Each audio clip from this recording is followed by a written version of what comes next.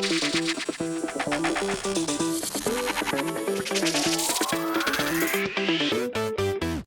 Chicago Bears complete an 18-point comeback but fall short at the very end after Emir Smith-Marset, former Minnesota Viking, fumbles the ball on the drive in which the Bears are trying to tie the game up, okay, after Cameron Dantzler strips it from him and basically steals it away for the game-winning fumble. What's going on, guys? I'm back with another Chicago Bears post-game reaction video, which I'll be giving to you guys after every single Bears game this year, win or lose. If you guys want my thoughts, my opinions of what happened in each game this year, definitely be sure to subscribe to my channel. And today, guys, even though it is a loss, I'm honestly not feeling that mad because in this game, guys, I saw what I wanted to see out of the Chicago Bears this entire season. I saw a team that was fighting hard in the second half, a team that made the Minnesota Vikings earn this victory. Even with how badly they started the game out, the Chicago Bears made the Vikings earn this victory in the second half. I saw major growth and development from Justin Fields, which I'll talk about in a little bit. I saw Matt Eberflus, the head coach, being way more aggressive than he's been in any Bears game this year. Okay, as a head coach, we took multiple shots into the end zone. We went for it on fourth down. We had a surprise onside kick after we scored a touchdown, which really showed me that Eberflus was playing to win this game. He wasn't playing not to lose like he was doing last weekend against the Giants. Okay, in this game, Eberflus was actually playing to win the game. Okay, he was being aggressive, taking chances, and I love that out of a coach, especially in a rebuilding year, okay? Because obviously we know that the Chicago Bears don't have enough talent on the football team right now to really be a contending team, to be a very good football team. And we saw that on display the entire game, okay? It really felt like the Vikings were the more talented football team. They outgained us by a pretty significant margin. But still, after all of that, the Chicago Bears kept on fighting. They kept on taking chances. They kept on trying to win the game. And they almost could have done that at the very end, okay? If our defense just got a stop, or maybe if we tied the game up on that last drive and maybe went for two, or maybe won it in overtime, like it still would have been pretty tough to win the game for us. But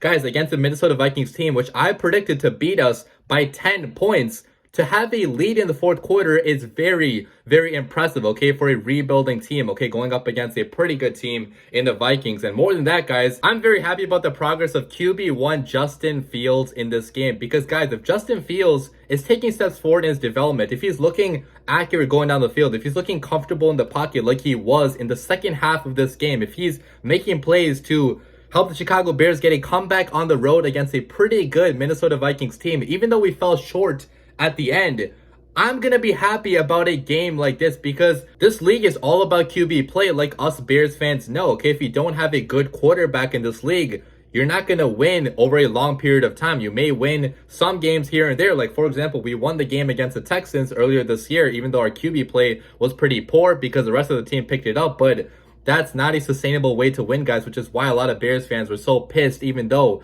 we won that game against the Texans. And even though we lost this game against the Vikings, some Bears fans are pretty happy because it shows us that maybe quarterback number one, Justin Fields, does have what it takes to be a franchise quarterback in the future, okay, when he has a better roster around him. And that's a big thing, guys, okay? This year is a rebuilding year, okay? So we don't have a good roster around Justin Fields. He has basically nobody to throw to besides Darnell Mooney. He has a questionable at best offensive line, which actually played a lot better in this game than they have in games prior, but still, it's not like an elite offensive line. We have young pieces on both sides of the football. So Justin Fields, man, he's been thrown into a pretty rough situation, and all we could really ask for out of him this year was flashes of potential and getting better as the season progressed, okay? Even though it might not be statistically, we wanted to see something on film, okay? Something in the games that showed us that maybe eventually he could be our star franchise quarterback. And guys, in this game, he carried the Chicago Bears offense on his back, okay? He was the reason why the Bears had a chance to tie this thing up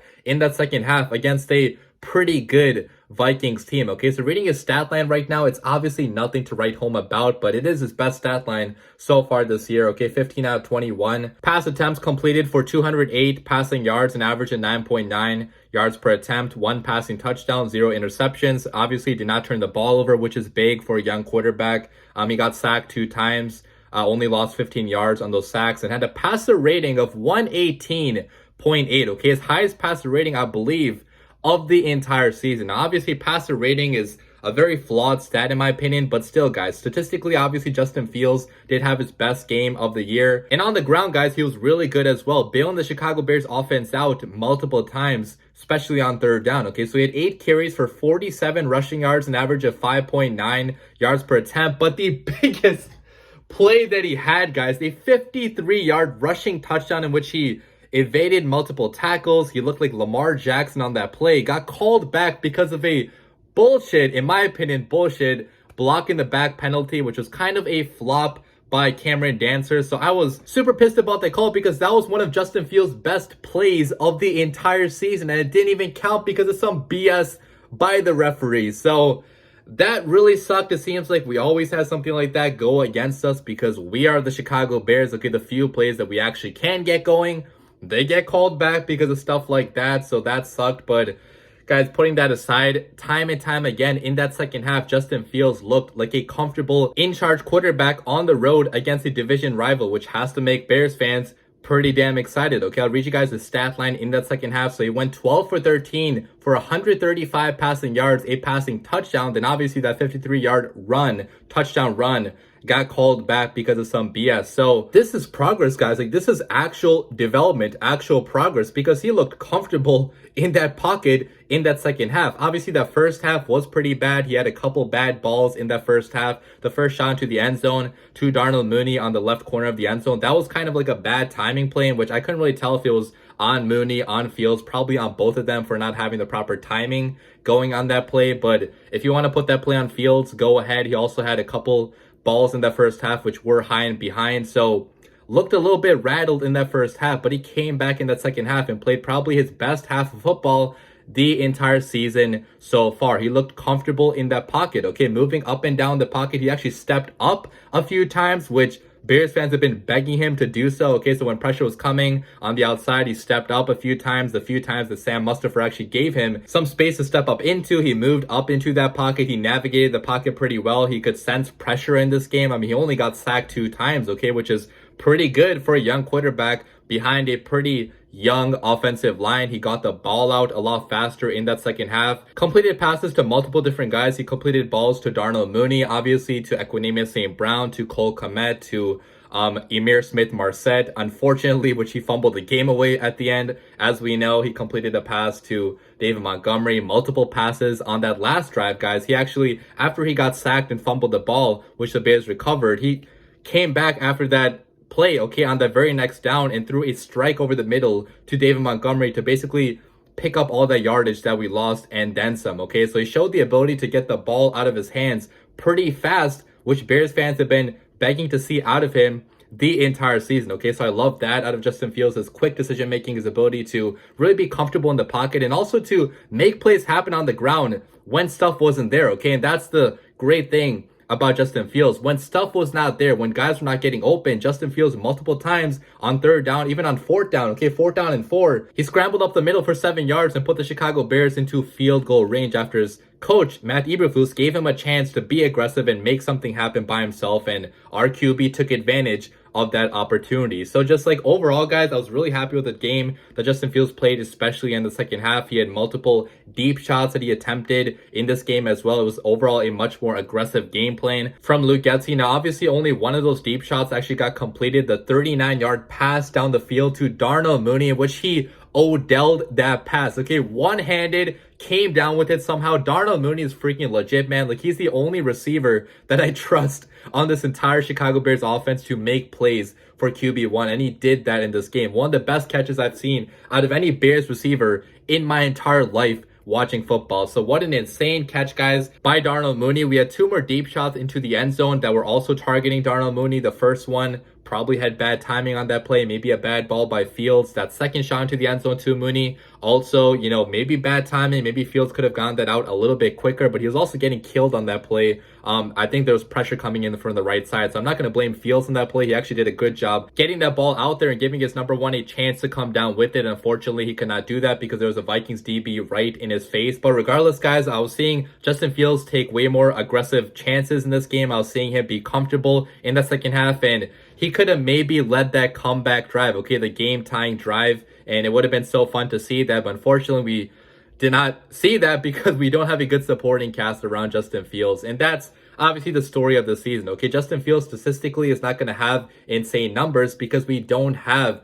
the supporting cast around him. He doesn't have the guys to throw to. But even then, guys, even with the lack of talent, he put the Chicago Bears on his back and, showed us why he maybe could be that QB that we have been looking for. So overall, a very good game by QB1. Talking about the other guys now, I talked about Justin Fields for the majority of this video, so I'll try to be brief in talking about the other guys on the team, but that's obviously because Fields was the main storyline from this game. Okay, his good play was the main takeaway from this game, which is why I talked about him the most. But talking about the other guys, I'm on the offensive side of the football. First of all, Monty had a big game, man. Okay, returning from a pretty bad injury, he came back relatively fast and put the Chicago Bears offense also on his back. Okay, mostly in the receiving game, though. He didn't have too much production on the ground. He only had 12 carries for 20 yards on the ground for only 1.7 yards per carry. He had a rushing touchdown too as well, which obviously helped us lead that comeback, but he was mostly a factor, guys, through the air. Okay, he had 4 receptions for 62 receiving yards. He took 1 screen pass,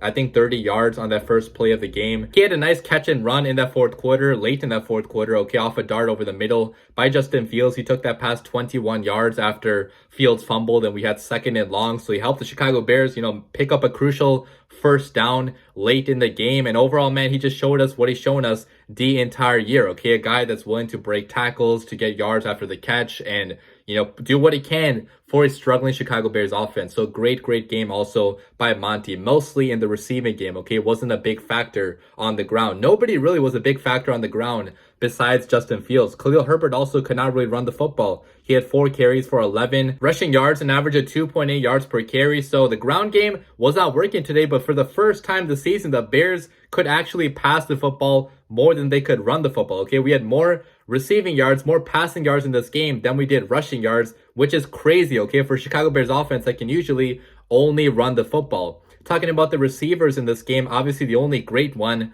was Darnell Mooney. He had 2 receptions for 52 receiving yards, had that great Odell catch too, which he one-handed, which love to see that, set up a touchdown. Run by David Montgomery. Cole Kmet also had decent production in this game. He had 4 receptions for 45 receiving yards, had some yards he got after the catch. Equinemius St. Brown had a couple catches, a pair of catches too for 24 yards. Not a big factor, obviously, but did some decent blocking here and there, so love to see that. But aside from those guys, and also David Montgomery, the other guys were not making enough plays. Okay, Dante Pettis, what is this guy doing at this point? Okay, he does not belong on the football field for the Chicago Bears, but he has to be on the field because he's one of the only guys that can actually run routes at a pretty elite level. The problem is he can't catch balls. Okay, last game against the Giants, he dropped a back shoulder pass by Justin Fields. This game, even though it was holding by Sam Mustipher, he could have had a deep pass, which was a little bit high, but come on, guys, as an NFL receiver, you have to catch that pass. So Dante Pettis is proving he's not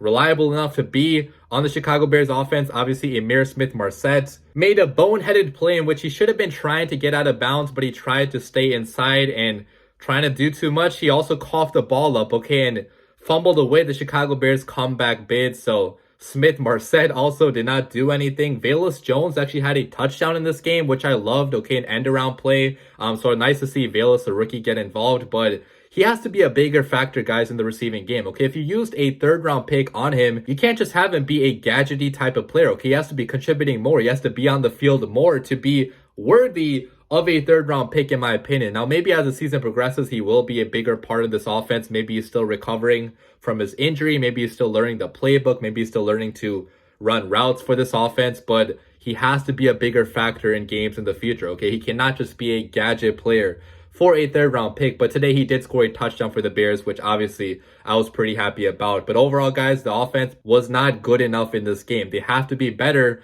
for their young quarterback if they want to be putting up more points, okay, than 22 points in a game like this. Let me talk about the Bears defense now. I talked a lot about the offense, so I'll talk about the defense now. And obviously, it was not a good performance by the defense. Now, they were missing their cornerback number 1, Jalen Johnson, and going up against a receiving core as talented, as stacked as the Vikings had, it's a miracle we only allowed 29 points in this game, okay? With how the game was starting, I thought we were going to give up 40, 45 plus in this game, okay? We allowed Kirk Cousins to complete, I believe, his first, what, like 12, 13, maybe more pass attempts. Like everything was so easy for Kirk in that first half. We were playing a little bit further behind. We were letting Kirk dink and dunk his way down the football field. Very basic coverages. We weren't really sending pressure. We were kind of playing scared because we knew that we did not have the talent on the field to match up against a Vikings offense that was this stacked. And that's what happened in the first half. Okay, we allowed 21 points in that first half. Everything was super easy for Kirk in that first half. But give the Chicago Bears credit, because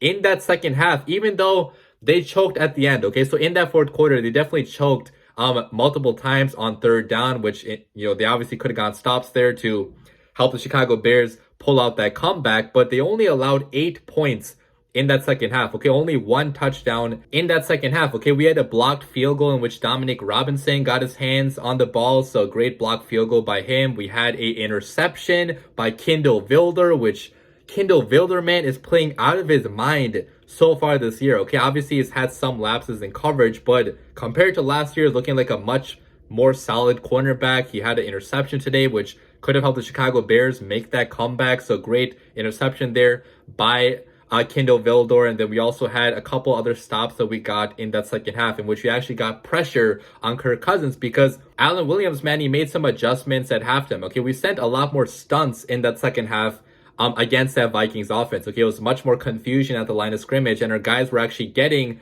closer to the quarterback in that second half, which is why Kirk Cousins threw a pick and also looked a little bit inaccurate on some of his passes. So credit to the Bears defense for being better in that second half. Kyler Gordon also had a bunch of nice tackles in which he wrapped up around this guy, didn't allow them to get any extra yards after the catch. So some improved ball by Kyler Gordon in the second half, but they still obviously were not good enough in this game. Okay, they allowed 429 total yards of offense to the Minnesota Vikings offense, which is what I expected going into this game. I mean, obviously without Jalen Johnson, your best player in the secondary, it was going to be really rough. And obviously it was rough for the Chicago Bears defense in this game, okay, without Jalen Johnson. So overall, I can't be too mad because we just don't have the talent to match up against a team this good offensively. But I will give them credit for only allowing 29 points and letting the Chicago Bears even have a chance in this game to make a comeback. But that's all I want to say about this game, guys. This video is getting pretty long, so I'll shut it down right here. But let me know what you guys thought about this game, what opinions you guys have going forward. Now, we have a game against the Commanders next Thursday night, so it's going to be a short week,